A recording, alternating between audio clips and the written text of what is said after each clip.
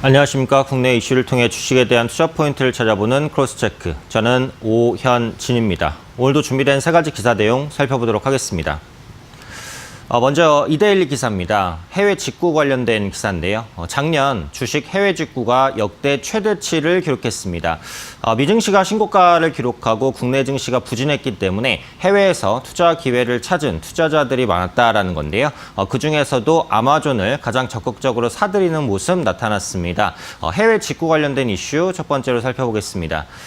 두 번째 이데일리 기사입니다. 수출 관련된 얘기인데요. 작년 같은 경우 수출액이 10년 만에 두 자릿수로 추락했습니다. 역대 최악의 한 해를 보냈다라고 보시면 되겠는데요. 특히 반도체 가격이 급락한 것이 전체적으로 수출액 부진에 영향을 미쳤습니다. 두 번째 이슈로 수출 관련된 얘기 살펴보겠습니다. 마지막 한국경제 기사입니다. 정유주와 철강주가 올해 이제 주가 상승이 기대된다라는 부분인데요. 정유주가 IMO 2020에 따른 수혜를 받을 수 있을 것이다라는 부분, 그리고 철강주는 철강 제품 가격 상승에 따른 수혜를 받을 수 있을 것이다라는 기대감 커지고 있습니다. 올해 주가 상승이 기대되는 업종은 무엇인지 마지막으로 살펴보겠습니다. 네, 기사 본문 보겠습니다. 이데일리 18면 증권면에 있는 기사입니다. 해외 직구를 하는 투자자들이 늘고 있습니다. 역시 미국 증시가 국내보다는 작년에 훨씬 더 좋은 성과를 냈기 때문에 미국 시장에 대한 직접 투자가 늘어나는 모습들 확인되고 있는데요. 우선 해외에서 매매를 했던 최고 1위부터 10위까지 종목들 살펴보겠습니다. 가장 많이 매매를 했던 종목은 앞서 살펴본 대로 아마존입니다. 미국의 전자상거래 기업이죠. 특히 미국의 소비 지표가 호조를 보이면서 전자상거래 업체의 주가가 상승할 수밖에 없었다라고 보시면 되겠습니다. 그 외에 이제 마이크로소프트라든지 구글의 모회사, 알파벳을 비롯한 미국의 IT 업체로 매매가 쏠리는 모습들 나타났습니다. 필라델피아 반도체 지수가 계속해서 상승하는 흐름을 보였기 때문에 미국의 대형 IT 섹터들이 같이 좀 올라갔죠. 많이 올라가는 종목에 대한 거래가 많을 수밖에 없었다라는 관점입니다.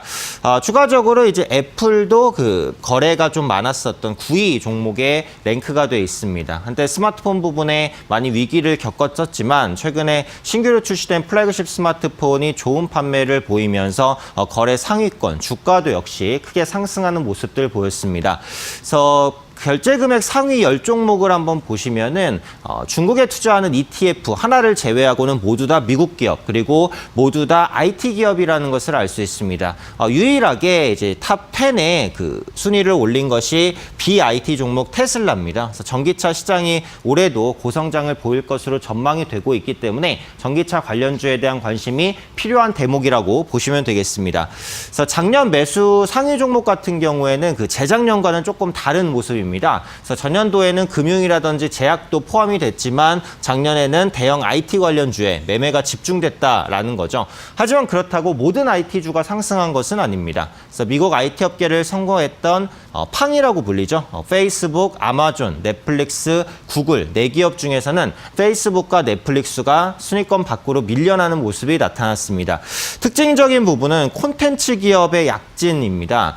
그중에서 콘텐츠 사업을 확장하고 있는 월트 디즈니가 2019년 치고 올라왔다라는 거죠. 그래서 최근에 온라인 동영상 서비스 OTT 그리고 디즈니 플러스 게시라든지 겨울왕국 2가 큰 흥행을 거두면서 국내 투자자로부터 많은 기대감을 한몸에 받았다라고 보시면 되겠습니다. 그래서 앞으로 콘텐츠 관련주에 대한 관심이 필요한 대목이라고 보시면 될 것 같고요. 추가적으로 ETF와 상장지수 채권, ETN 등을 비롯한 상장지수 상품의 약진도 돋보였습니다. ETP 같은 경우에는 거래대금 상위 20개 중에서 전년도 대비 종목이 4개나 늘어나면서 거래대금 상위권 절반을 차지했습니다. 아무래도 이 상장지수 상품 같은 경우에는 개별 종목에 투자하는 리스크를 벗을 수 있죠. 분산 투자가 가능하기 때문에 변동성도 적고 안정적이고 꾸준한 수익이 가능하다라는 측면에서 국내 투자자의 러브콜을 많이 받은 것으로 보여집니다.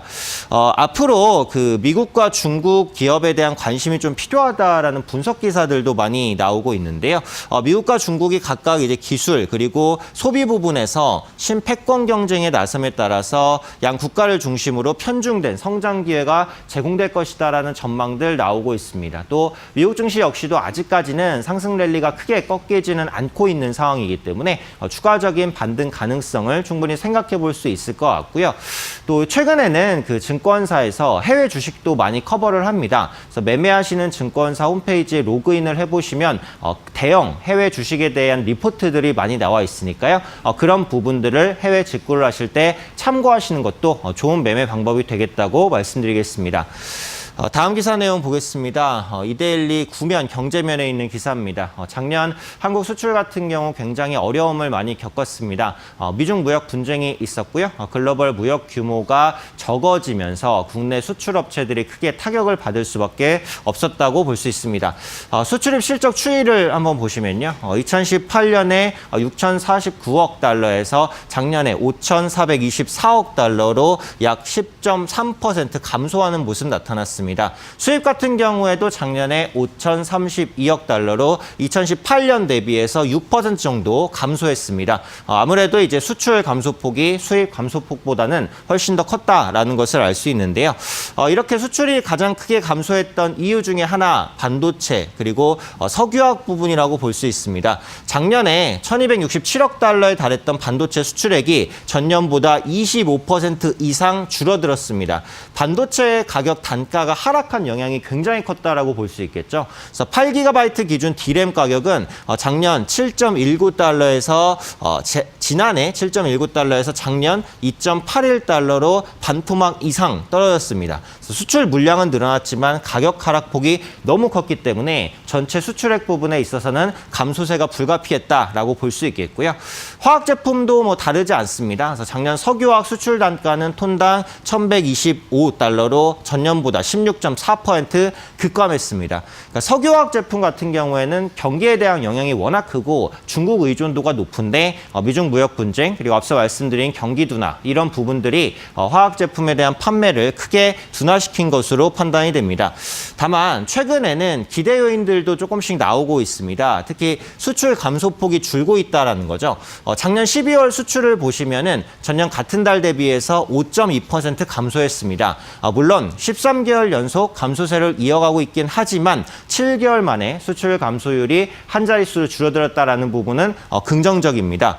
또 반도체 같은 경우 12월 달에 수출이 개선되는 움직임 뚜렷하게 나타납니다. 그래서 반도체 수출 물량은 35.9%가 12월 달에 늘어났습니다. 6개월 연속 회복세를 보여주고 있거든요. 그래서 반도체 단가가 상승한다면 우리나라 수출이 금세 반등할 수 있다는 신호가 되고 있다는 부분이고요.